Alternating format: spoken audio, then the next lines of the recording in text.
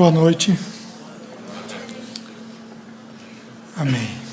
Essa é a terceira etapa de reuniões que nós temos. Nós tivemos 6 reuniões até agora, 2 etapas de 3. Vamos ter mais uma etapa agora de 3 reuniões. O nosso tema é a paternidade de Deus e a ansiedade do coração do homem.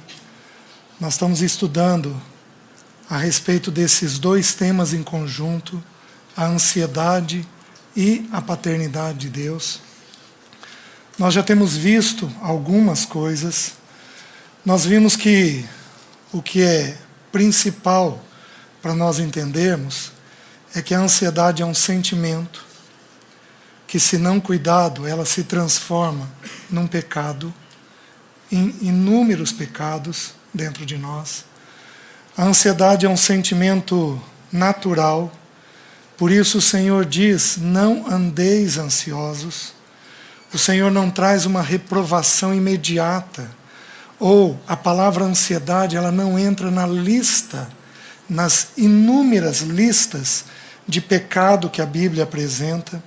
Por quê? Porque a ansiedade, ela é um sentimento derivado do nosso distanciamento da paternidade de Deus. Quando o pecado entrou, ele nos separou de Deus. E o eterno propósito que Deus tinha de nos tornar filhos foi interrompido até a vinda do nosso Senhor. Com a vinda do nosso Senhor, a morte dele na cruz, nós fomos então adotados na família de Deus. Nós fomos incluídos na família de Deus. E passamos então a ser filhos de Deus. Quanto mais o ser humano se sente filho, mais o ser humano tem o coração dele descansado. Por mais maduro que um homem de Deus seja, todo homem de Deus terá áreas a serem trabalhadas na sua filiação. Por mais maduros que nós sejamos, todos nós teremos áreas em que o Senhor vai nos provar, em que o Senhor vai nos trabalhar, em que o Senhor vai nos chamar para Ele. E Ele vai usando alguns instrumentos nesse chamamento nosso para Ele. Nós vamos começar a olhar isso nessas 3 próximas reuniões. Nós vamos estudar nessas 3 reuniões sobre o Pai e o sofrimento. Afinal de contas, nós só somos ansiosos porque nós não queremos sofrer. A ansiedade é um sentimento ligado a evitarmos o sofrimento. Somos ansiosos porque queremos garantir o nosso bem-estar, a nossa segurança. Então, a ansiedade, ela está diretamente ligada ao tema do sofrimento. E eu gostaria, como eu tenho dito então para os irmãos, nessas 3 próximas reuniões, nós vamos caminhar na palavra, em várias porções da palavra. Não vai dar tempo de vermos todos os textos que nós teríamos para ver. Eu considero o assunto maravilhoso, mas maravilhoso. O assunto da paternidade de Deus e do sofrimento, ele é maravilhoso. Ele faz o nosso coração encontrar descanso quando nós entendemos a mente do Pai. E o que nós vamos fazer nessas próximas reuniões é então olhar a paternidade de Deus e o sofrimento. Antes de nós iniciarmos, vamos curvar nossas cabeças mais uma vez.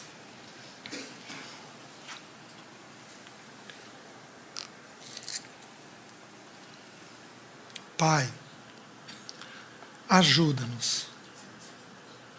Ajuda-nos na nossa infantilidade.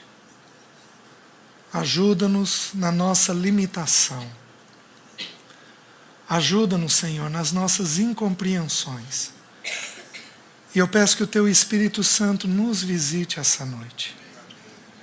Senhor, abre os olhos do nosso entendimento. Visita os nossos corações e dá-nos uma visão do Pai e do Filho. Bendito Espírito, nos toma pela mão nessa noite e nos conduz na tua palavra, para que o teu nome seja glorificado. Em nome de Jesus. Nós sabemos que o Senhor traçou um plano na redenção. Nós sabemos que o alvo dele é nos tirar do pecado, nos adotar na família dele e trabalhar os nossos corações para sermos a semelhança de Cristo. Então todo o trabalhar dele visa formar Cristo dentro de nós. O Senhor Jesus, quando ele vem, ele se revela como Filho de Deus. Por quê? Porque o Filho tem a finalidade de revelar a imagem do Pai. Então Jesus é Filho de Deus para nos mostrar quem é o Pai, quem é Deus Pai. Mas Jesus também é o Filho do homem. Ele se revelou também como Filho do homem, não apenas como Filho de Deus. Por que que ele se revelou como Filho do homem? A expressão Filho do homem tem a finalidade de nos mostrar um caminho, de nos mostrar como homens, como seres humanos, nós devemos nos portar nesta terra. Então, Jesus, como Filho do homem, ele ensina para todos nós o caminho que nós devemos viver nessa terra. Devemos aprender a pensar o que ele pensou, sentir como ele sentiu, andar como ele andou, tocar as pessoas da maneira pela qual ele tocou. A finalidade dele como Filho do homem é trazer para nós um caminho, é trazer para nós uma maneira de viver. Queridos, o pecado, ele nos tornou tão deficientes, mas tão complicados, que nós precisamos de modelo. Nós precisamos ver alguém para poder aprender a agir. Por isso que Jesus, como Filho do homem, a Bíblia diz que ele era o unigênito do Pai, transformado depois não mais no unigênito, mas agora no primogênito do Pai, o primeiro de muitos irmãos. Por que que ele fez isso? Porque o nosso estado é tão deplorável, digamos assim, o nosso estado é tão grave a nossa realidade, que o Senhor vem e nos dá um modelo. Por isso que nós aprendemos por imitação também. Do mesmo jeito que uma criança de 2 anos imita o irmão mais velho de 6. O irmão mais velho acha que ele é um pentelho. Acha que ele está incomodando, mas ele não está incomodando. Ele está aprendendo com o modelo do irmão mais velho. Ele está olhando alguém para, através dessa imagem, ele aprender como se comportar nessa vida. Paulo falou isso com muita clareza para nós aos Coríntios. Ele diz assim: sede meus imitadores, como eu sou de Cristo. Não tem problema nós imitarmos um ou outro irmão, desde que aquilo que aquele irmão faça seja da natureza e da pessoa do nosso irmão mais velho, que é o nosso Senhor Jesus. Todos nós precisamos desse processo de aprendizado. Deus trilhou esse plano, um plano de formar em nós o bendito caráter do seu Filho. E quando Deus define este plano de formar Cristo dentro de nós, Deus toma 3 instrumentos para formar Cristo dentro de nós. Eu só vou citar para os irmãos as referências. O primeiro instrumento que ele toma, a palavra.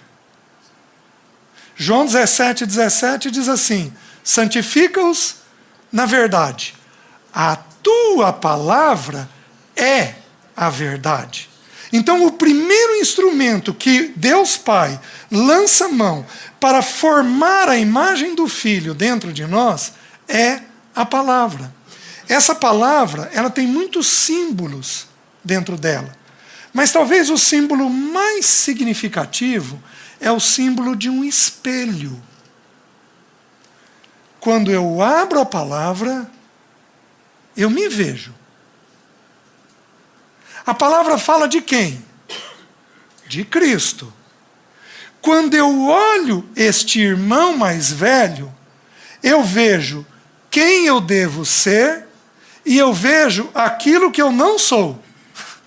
Os irmãos estão entendendo? Isso daqui é um espelho. A Bíblia é maravilhosa.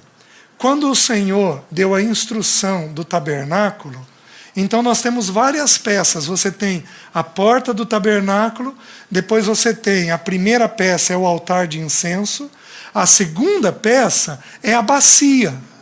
A bacia, então, era um lavatório, onde o sacerdote chegava, se lavava, e ele então entrava no lugar santo, e depois, uma vez por ano, no Santo dos Santos. Essa bacia, a Bíblia descreve, então era uma bacia para a gente se lavar. Ela foi feita de bronze, mas ela foi feita do espelho das mulheres. Então, 2 milhões de pessoas, Moisés deu uma ordem. A mulherada que tem espelho aí.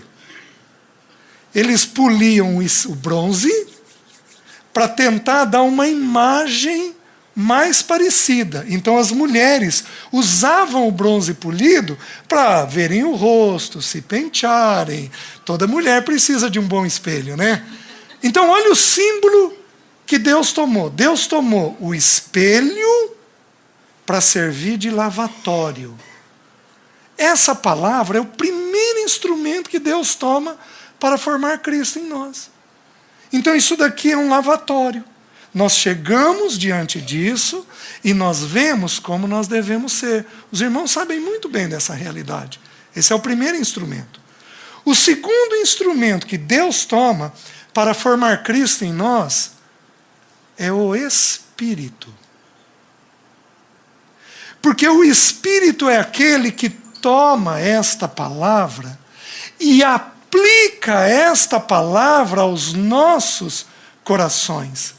Nós temos, por exemplo, o texto de João, capítulo 16, versículo 12 e 13. Diz assim: tenho muito a vos dizer, mas vós ainda não podeis suportar, então eu enviarei o Espírito da verdade, e ele vos conduzirá a toda a verdade e vos anunciará as coisas que hão de vir. Então, o Espírito toma a palavra e aplica aos nossos corações. Por isso, meus queridos, a ordem da palavra é tão incisiva. Não entristeçais o Espírito. Não apagueis o Espírito. Não entristeçais, não apagueis o Espírito. Por quê? Porque o Espírito é aquele que precisa estar vivo dentro de nós. É óbvio que ele está vivo, mas precisa manter uma viva comunhão conosco para poder tomar a palavra e aplicar ela aos nossos corações. Esse é o segundo instrumento. Mas, meus queridos, esses 2 primeiros nós nos damos bem. Mas o terceiro instrumento que o Senhor toma para formar Cristo em nós é a dor. Abram em Hebreus capítulo 5, versículos 7 e 8. Um texto muito conhecido, falando do nosso Senhor Jesus no Getsêmani, quando o nosso Senhor suou sangue. Hebreus capítulo 5, versículos 7 e 8. Diz assim: ele, Jesus, nos dias da sua carne, vai se referir agora ao Getsêmani, tendo oferecido, com forte clamor e lágrimas, orações e súplicas a quem o podia livrar da morte, e tendo sido ouvido por causa da sua piedade, embora, sendo filho, aprendeu obediência pelas coisas que sofreu. De que jeito que o filho aprende a obedecer? Então, bem-vindos à vida. Bem-vindos à carreira cristã. A regra é muito simples. Quem não aprende por ouvir, aprende por sofrer. Mas que Ele vai nos ensinar, Ele vai nos ensinar. Que Ele vai trabalhar, Ele vai trabalhar. Então nós vamos estudar esse instrumento que Deus toma. Esse instrumento da dor que Deus toma. Para formar dentro de cada um de nós a realidade da vida do Filho de Deus. Meus queridos, qual era a necessidade de Jesus sofrer? Pensem comigo. Ele era obediente em tudo. Jesus aprendia por ouvir ou por sofrer? Por ouvir. Jesus tinha necessidade de sofrer para ser obediente? Não. Ele aprendia todas as coisas por ouvir. Por que o nosso bendito Senhor se submete a um Getsemane? Se submete a uma hematidrose, aquele suar sangue dentro dele? Por que o nosso bendito Senhor se sujeita a um sofrimento tão intenso? Meus queridos, Ele fez isso apenas por minha causa e sua causa. Porque como Filho do homem, Ele precisava nos mostrar como lidar com a dor. Se tem uma coisa que todos nós temos, é dor. Alguns mais, outros menos. Alguns sofrem mais com realidade. Outros sofrem menos porque a realidade da dor não é tão grande. Alguns sofrem muito sem terem grandes problemas. Outros sofrem pouco, às vezes tendo grandes problemas. Cada um de nós lida com a dor de uma maneira e de uma forma. Mas o fato é o seguinte: todos nós passaremos por dor. Passaremos por sofrimento. Todos nós. E o nosso bendito irmão mais velho, o nosso amado, o nosso Senhor Jesus, se submete a um processo de sofrimento para ensinar para mim e para você como é que a gente lida com a dor. Nós vamos ver, talvez amanhã ou no domingo, vai depender de como a gente caminhar, Isaías 53. Isaías 53 diz que o nosso Senhor foi homem de dores. Em que contexto ele foi homem de dores? Nós vamos abrir as Escrituras e tentar entender aquilo que produz dor.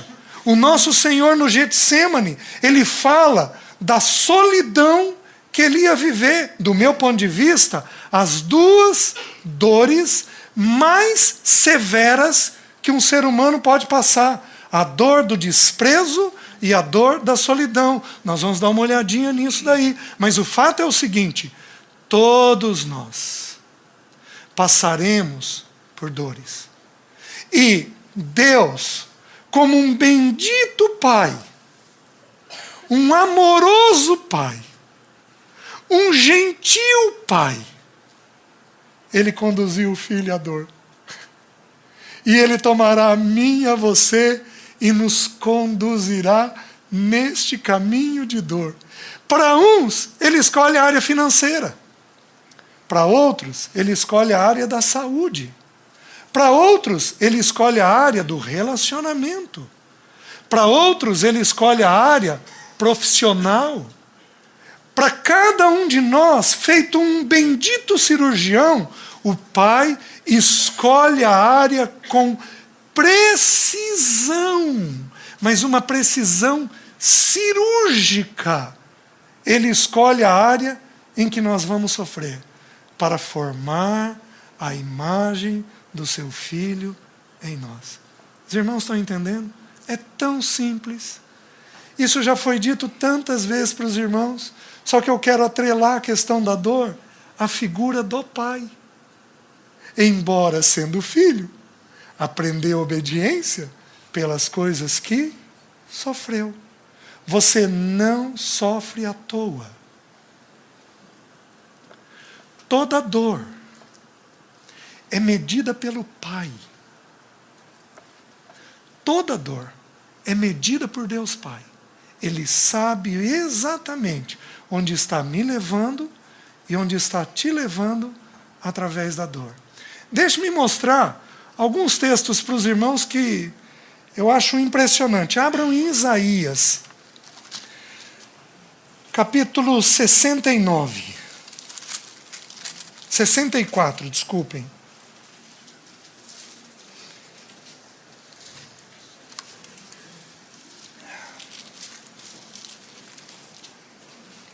Seria um desafio achar Isaías 69, né? Isaías 64, diz assim, versículo 8. Mas agora, ó Senhor, Tu és nosso Pai, e somos o barro. Nós somos o barro, e Tu, o nosso oleiro, e todos nós, obra das Tuas mãos. Queridos, o nosso papai, o nosso Abba, se revelou na figura de quem aqui? De um oleiro. O que um oleiro faz? Ele pega o vaso, desfaz. E começa a fazer de novo. Ele, na docilidade dele, no amor dele, na criatividade dele, porque cada vaso serve para uma finalidade, ele, no amor eterno dele, como um pai, nos toma como um vaso.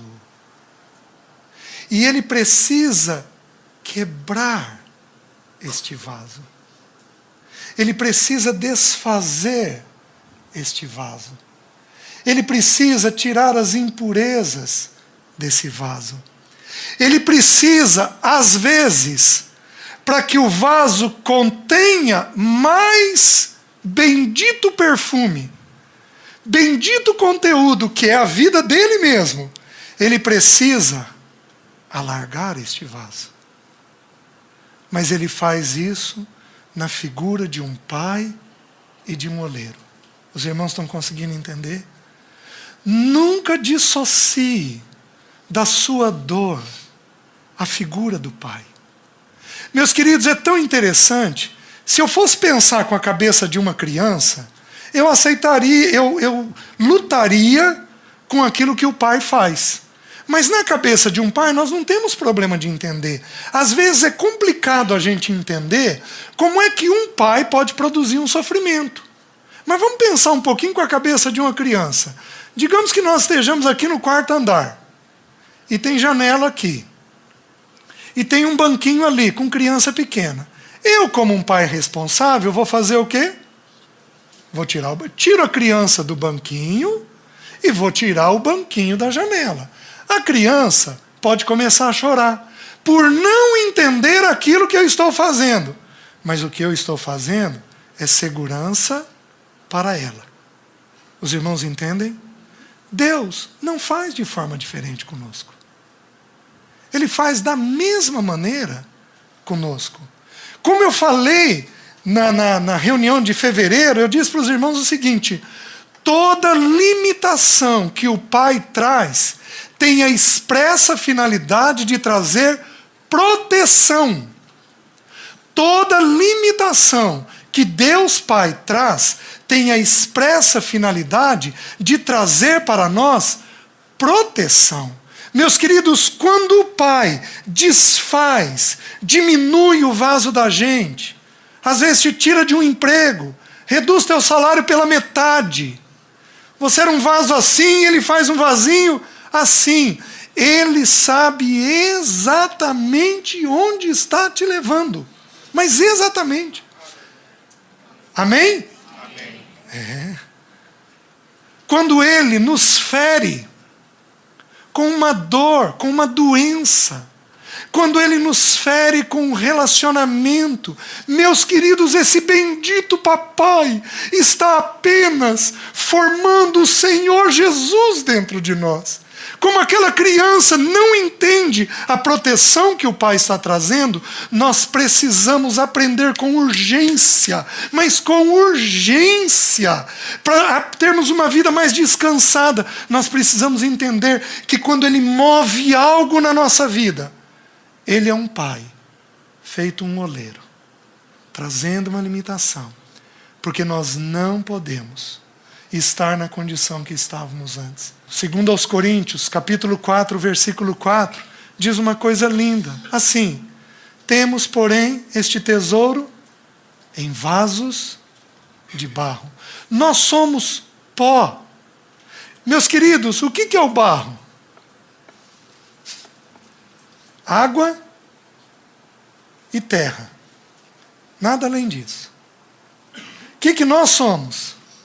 Água e terra. Vocês sabiam que nós temos a mesma constituição do planeta Terra? Porque nós somos feitos da terra. 70% de água, 30% de terra. Porque nós somos feitos deste mundo.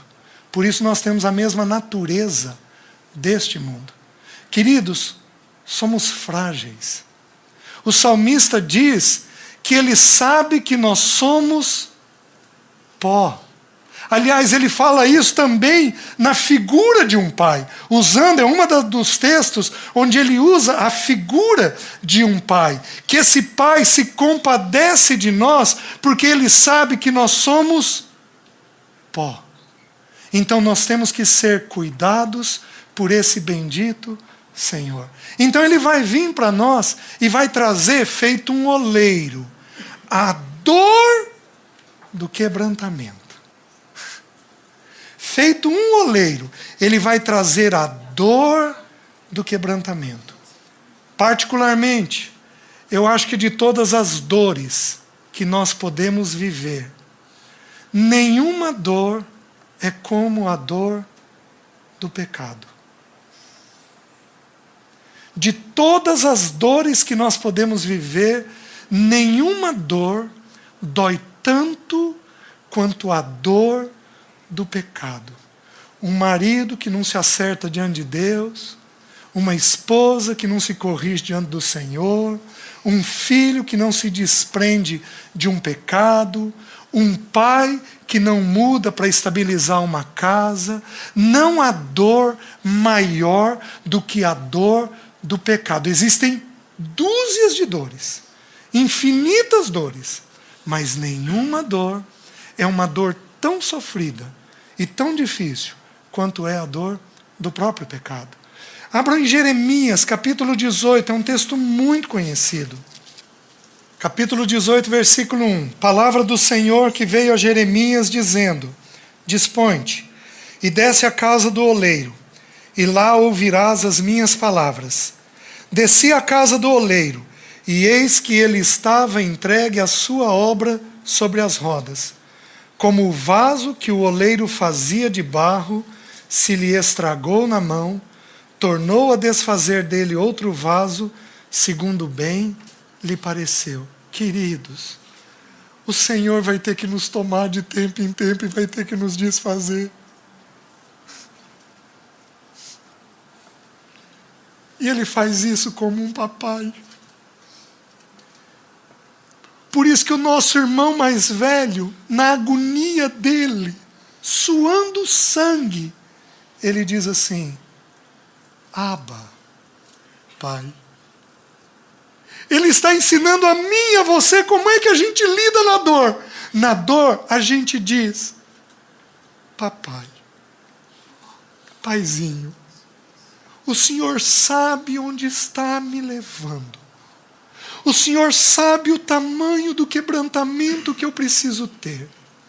O Senhor sabe o quanto esse vaso precisa ser desfeito. Em que área esse vaso tem que ser desfeito. Em que processo esse vaso tem que ser desfeito. O Senhor sabe exatamente aquilo que está fazendo comigo. Meus queridos, não há. Em algumas situações, todos nós aqui, em algumas situações, cresceremos por ouvir. Mas em muitas situações, cresceremos por sofrer. Porque Ele vai permitir para nós, feito um Pai, Ele vai permitir para nós a dor nesta vida. Vejam, deixe-me lhes mostrar. O irmão Abílio abriu esse texto. Abram em Romanos. Deixe-me lhes mostrar. Olha a preciosidade desse texto. Romanos capítulo 8, versículo 14. Diz assim. Romanos 8, 14. Pois todos os que são guiados pelo Espírito de Deus são filhos de Deus.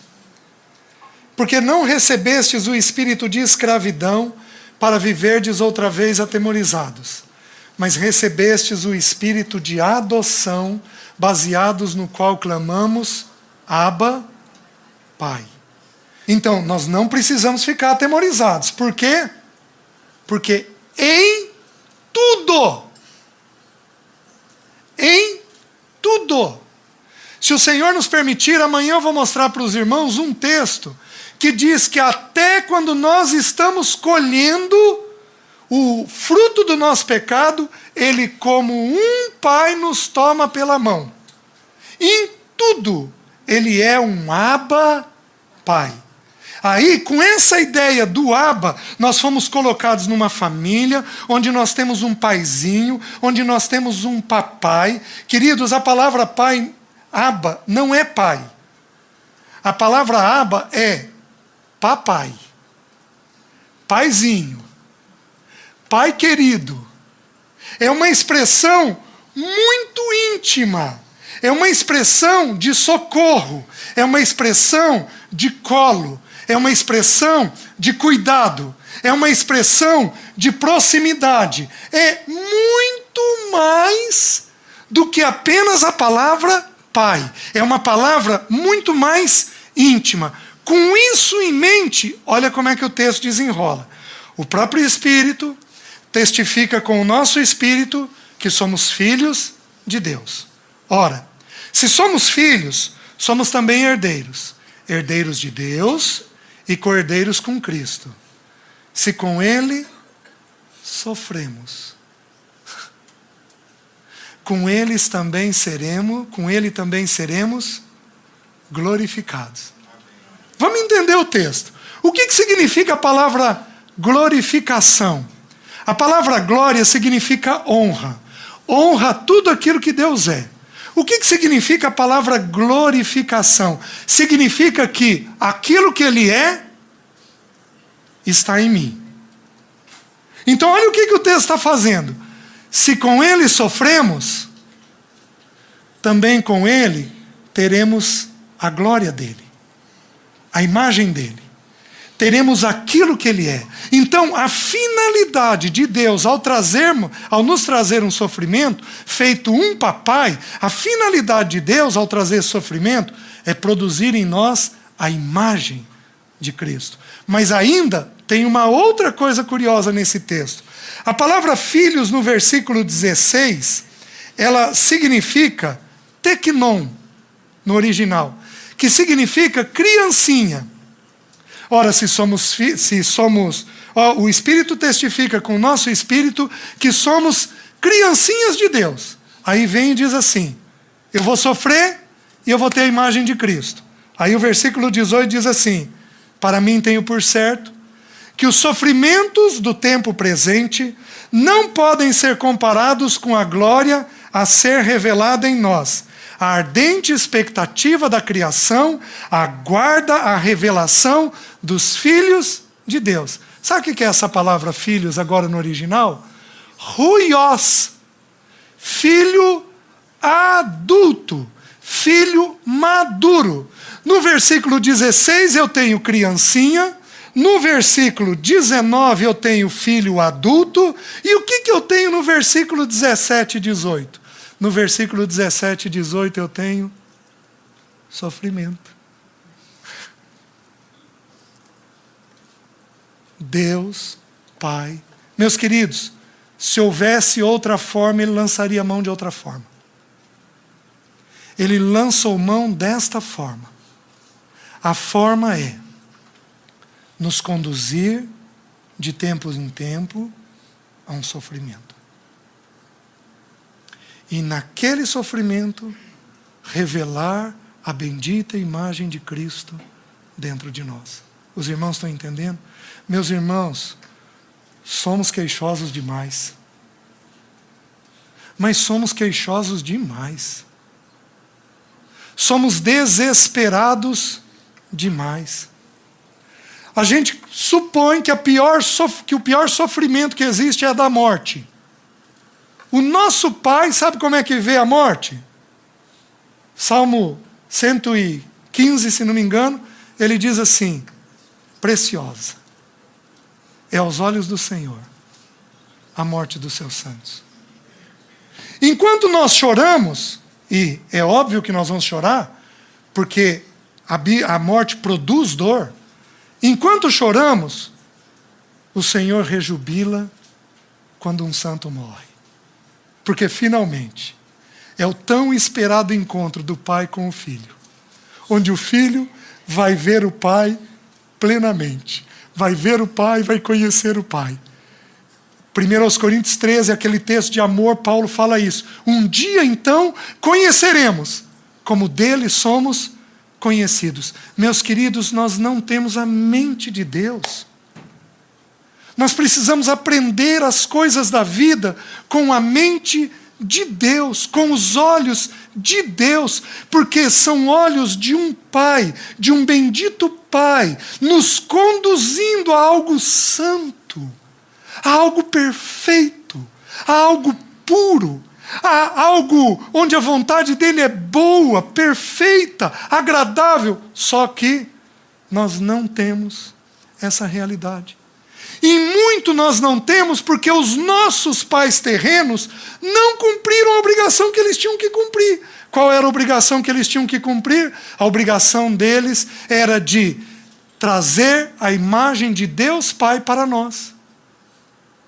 E muitas vezes eles não trouxeram essa imagem. Aí, alguns de nós têm profunda dificuldade de ir até Deus. Vocês querem ver? Talvez, eu acredito, que a pior tragédia que eu já vivi para aconselhar é quando você pega uma filha abusada pelo pai.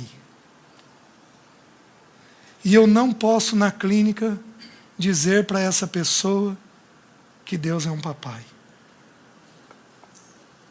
Eu não posso dizer para ela que Deus tem um colo, que Deus tem um abraço, que Deus nos põe no seio dele, assim como o Filho amado habitou na eternidade no seio dele.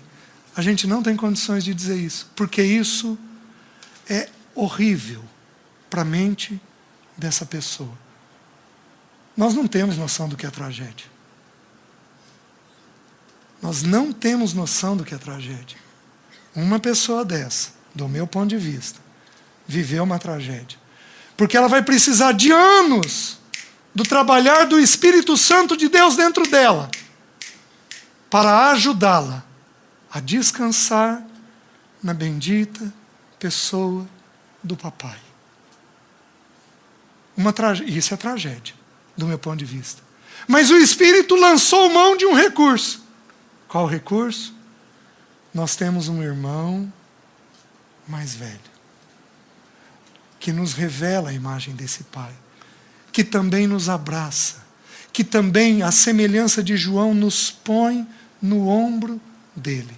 Então nós precisamos entender essa mente de Deus Pai, esta maneira que Ele está fazendo comigo e com você, para formar a bendita figura de Cristo dentro de nós. Amém até aqui? Amém. Os irmãos estão entendendo? Eu preciso dizer algo, eu preciso falar algo meio meio técnico, digamos assim, para a gente entender. Da onde vem o sofrimento? Nós precisamos compreender um pouco isso. Da onde que o sofrimento vem? O sofrimento ele deriva de 4 lugares. O sofrimento tem 4 fontes. Então, toda vez que você estiver sofrendo, você precisa verificar qual é a fonte daquela dor. Porque algumas nós podemos corrigir, outras nós não podemos corrigir. A primeira fonte de sofrimento, o pecado original. O salário do pecado é a morte. Meus queridos, tudo o que o pecado toca, o pecado produz dor, produz morte. Tudo que o pecado toca, o pecado vai produzir dor. Então pensem comigo, nós estamos num mundo caído, porque esse mundo está caído. O príncipe dele é Satanás, é o diabo. Ele ordena isso daqui. O próprio texto de Romanos diz uma coisa muito singular para nós. Diz assim, que a natureza geme por causa da vaidade do homem.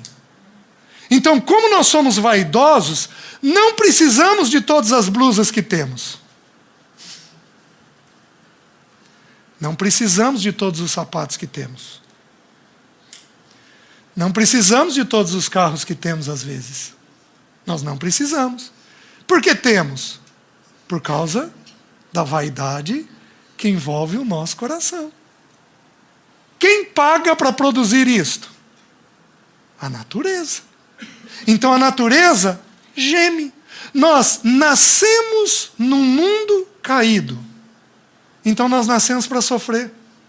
Nós nascemos num corpo caído. Esse corpo, ele precisa ser transformado. A Bíblia diz que na vinda do Senhor nós subiremos, aleluia, com um corpo novo, glorificado, que nós não sabemos como é, mas nós sabemos que será semelhante a Ele. Louvado seja o nome dEle. Na vinda do Senhor, vamos subir com uma transformação, um corpo glorificado, mas enquanto estivermos neste corpo, nós vamos sofrer, porque este corpo é caído. Quantos aqui, esse ano, não vão estar sujeitos a uma situação de uma doença grave na família? Quantos aqui talvez não estejam o ano que vem entre nós? Queridos, tudo isso promove dor, tudo isso promove sofrimento, e nós não precisamos temer isto. O povo de Deus não precisa temer a dor. Sofrer é doído, mas o povo de Deus tem que entender que na dor ele pode encontrar Abba, Pai. Ele pode encontrar o paizinho, querido. Então, o primeiro lugar de onde o sofrimento vem? O sofrimento vem da queda. É o primeiro lugar de onde vem. O segundo lugar de onde o sofrimento vem? O sofrimento vem dos nossos pecados individuais. Porque tudo que o pecado toca, o pecado mata. Então, quando eu, como pai, peco, minha esposa, que é uma comigo, vai sofrer. Meus filhos, que eu tenho a responsabilidade de edificar, vão sofrer. Então, o segundo lugar de onde a dor vem, a dor deriva do nosso próprio pecado. A Bíblia diz em Gálatas 6:7, não precisam abrir, ela diz com muita propriedade assim: de Deus não se zomba, pois tudo que o homem semear, isto também ceifará. Meus queridos, o nosso Deus, ele é um Abba Pai, mas ele também é Deus. E como Pai, ele faz com que nós soframos, porque a gente precisa corrigir os pecados que nós temos. Então, o segundo lugar, da onde deriva o pecado, da onde deriva a dor, deriva do nosso próprio pecado. Vocês já devem saber disso. Um dos irmãos com certeza já partilhou isso para os irmãos. Romanos, ele tem uma divisão curiosa com relação à palavra pecado. Até o capítulo 6, a palavra vem no singular, porque está falando do pecado original. A partir do capítulo 7, a palavra vem no plural, porque está falando do nosso pecado individual, dos atos que nós cometemos. Então, nesses dois itens, eu coloquei isso para vocês. O pecado original, que é de onde deriva toda a dor, e depois do nosso próprio pecado. Mas tem uma terceira fonte, o sofrimento.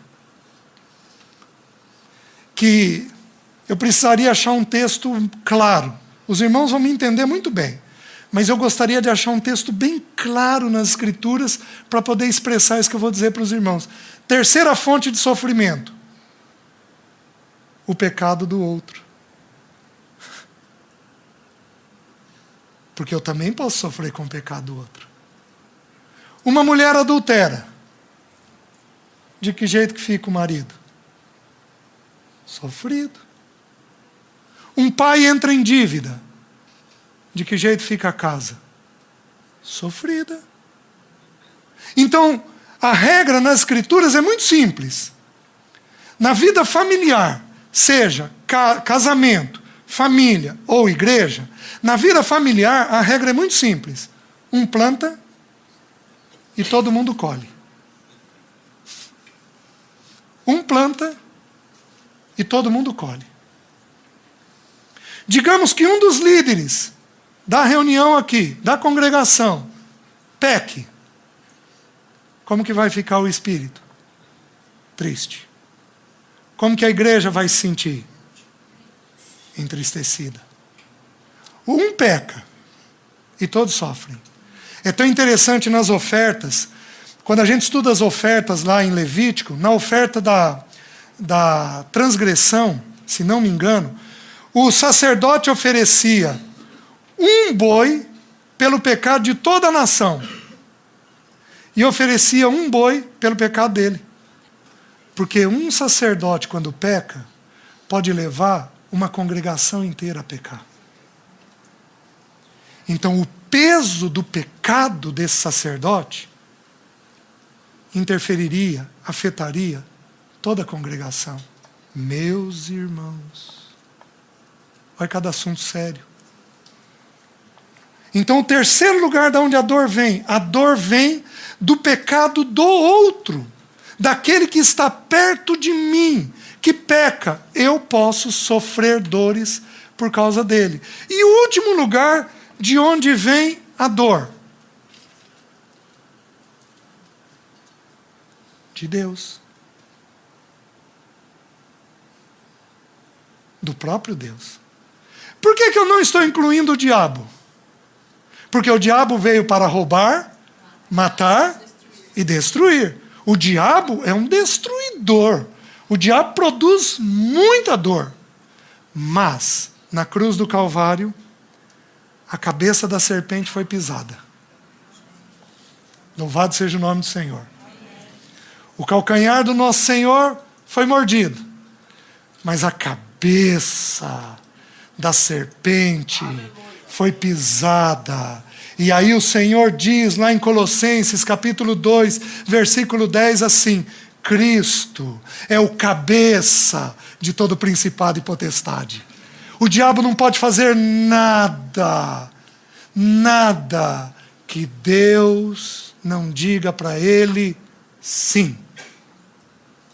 Por isso, o diabo, segundo o meu entendimento, eu entendo que ele promove dor, mas ele tem que promover dor dentro da permissão de Deus Pai. Porque Cristo se tornou Senhor de todo principado e potestade. Os irmãos estão entendendo? Por isso que em Jó, quando você estuda Jó, e você vê Deus reunido com os filhos dele, diz que chega Satanás.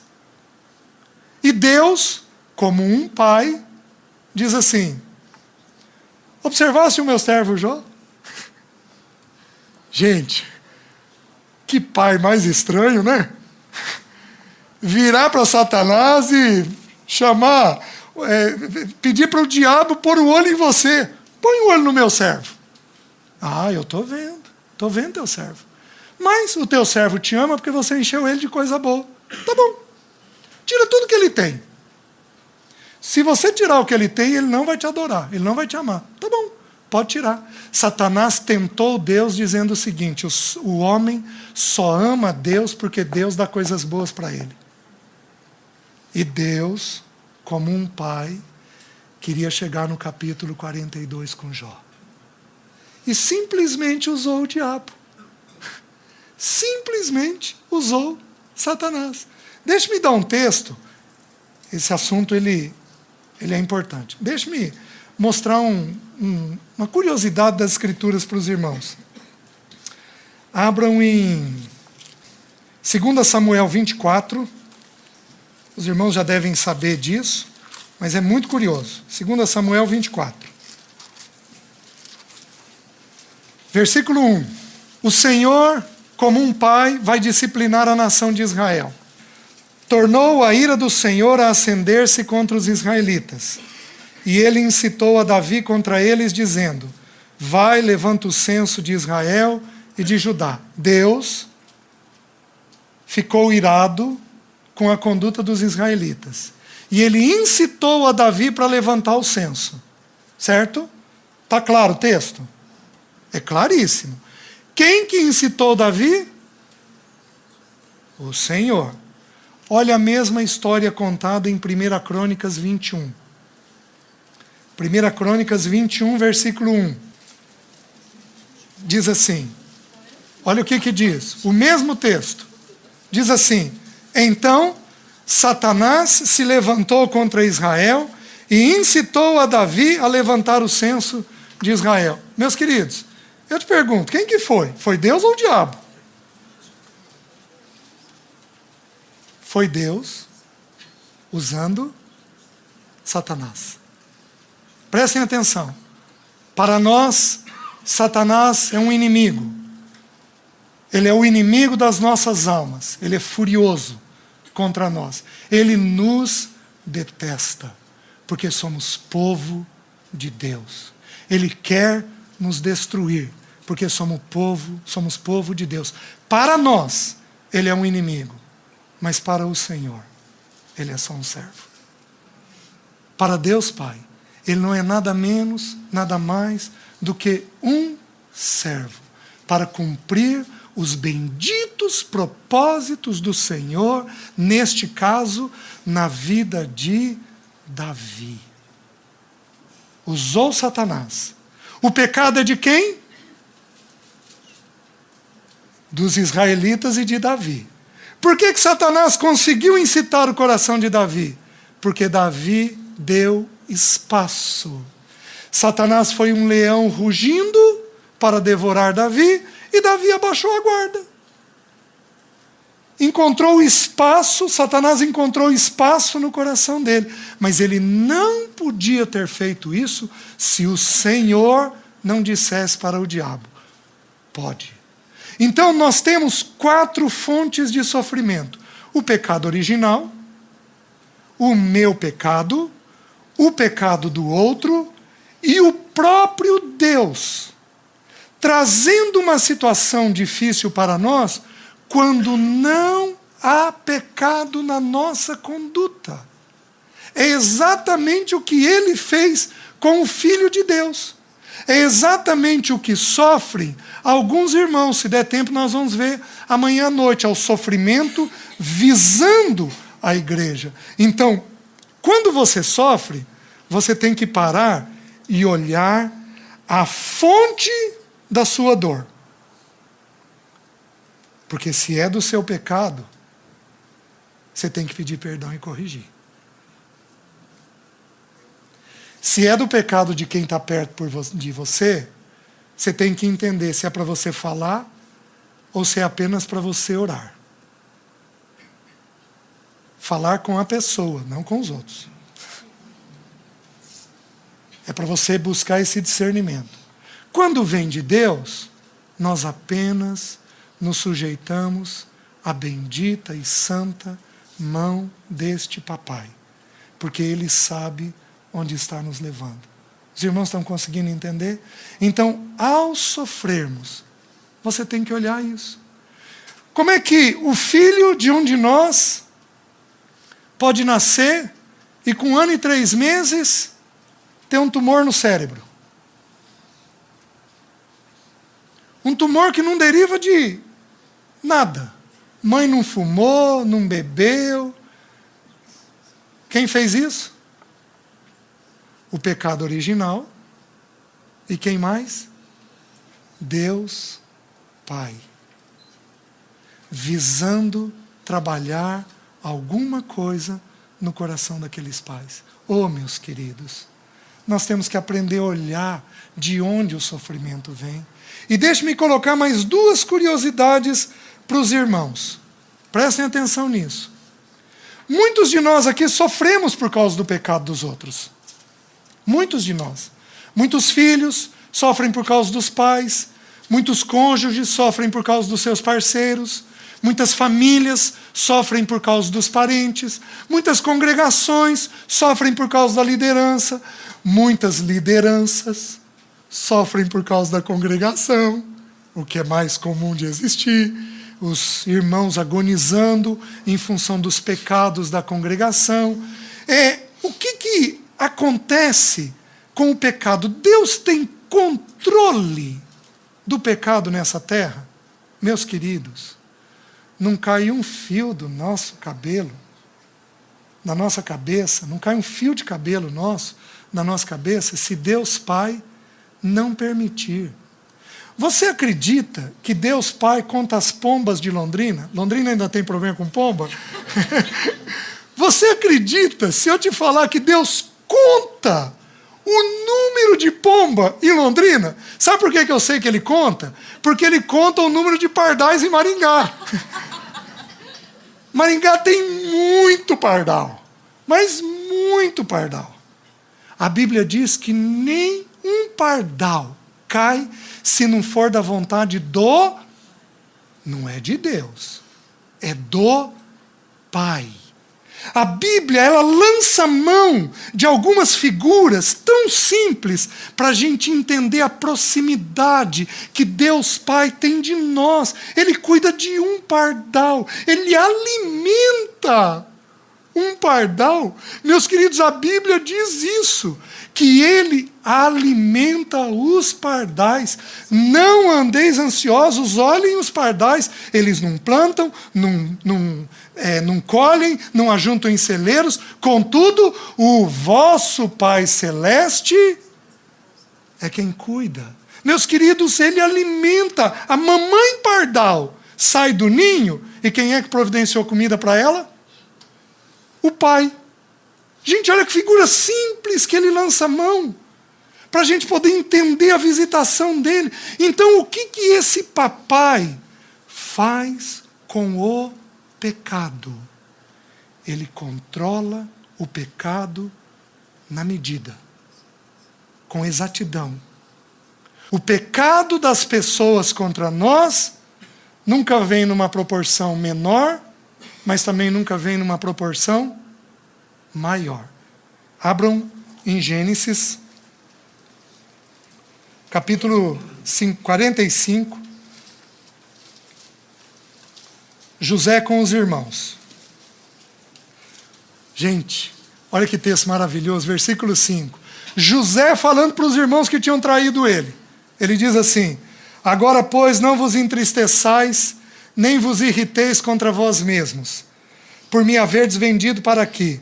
Porque para a conservação da vida, Deus me enviou adiante de vós. Sabe por que sofremos, querido? Para a conservação da vida. Sabe por que Deus me coloca num sofrimento? Tiago diz assim: está alguém entre vós alegre? Cante louvores. Está alguém entre vós sofrendo? Faça oração. Quando eu sofro, eu busco a Deus, e a vida de Deus é preservada dentro de mim. Porque para a conservação da vida, Deus me enviou adiante de vós. Não queixe do seu salário, porque tem uma chance grande de você ganhar mais e se perder com dinheiro. Deus sabe a medida certa, como um papai, cuidando de nós. E aí o texto continua, porque já houve 2 anos de fome na terra, e ainda restam 5 anos em que não haverá lavoura nem colheita. Deus me enviou diante de vós para conservar vossa sucessão na terra e para vos preservar a vida por um grande livramento. Agora veja o versículo 8. Assim, não fostes vós que me enviastes para cá, e sim Deus. Então presta atenção. Deus tomou a inveja dos irmãos de José, tomou o pecado dos irmãos de José e usou o pecado daquelas pessoas na vida de José para conservar a vida de muitas pessoas. Você está entendendo? Quando alguém pecar contra você, lembre disso. Lembre que o papai está permitindo que alguém peque contra você para conservar a vida dentro de você. Aquilo não é para destruição. Aquilo não é por maltrato. Aquilo não é perversidade de um pai. Aquilo é conservação da vida dentro de nós. Veja um pouquinho mais. Vejam o capítulo 50 ainda, de Gênesis. Versículo 20. E olha o que esse Deus Pai faz. Vós, na verdade, intentastes o mal contra mim, porém Deus o tornou em bem, para fazer, como vedes agora, que se conserve muita gente em vida. Esses dias ouvindo um especialista em missões, especialmente no mundo muçulmano. O grande problema no mundo muçulmano, ele um missionário, é que nos faltam mártires. Porque quando há um mártir, muitas pessoas se convertem. Aí você pega Apocalipse, onde os irmãos estão clamando pelo sangue deles que foram derramados, e lá em Apocalipse o texto diz assim: não, ainda não se cumpriu o número de conservos que precisam ser mortos. Aí, meus irmãos, o Senhor levanta um ISIS para matar irmãos.